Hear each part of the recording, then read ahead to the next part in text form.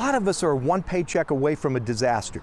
Well, these are folks that have experienced that disaster. Brian Wright is the executive director at Hope Shelters in Pontiac, serving 400 people each year, helping them find permanent housing, offering shelter in the interim with beds for 60 people in need. We really focus on the guest.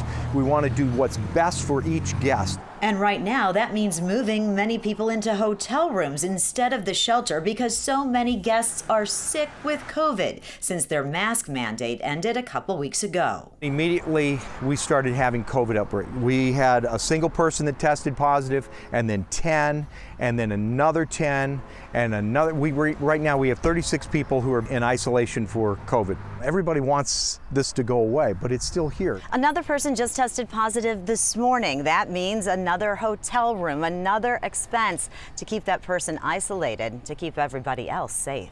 My worst nightmare is to discover that one of our guests will pass away from COVID that we should have protected them from. We consider ourselves an advocacy-first agency.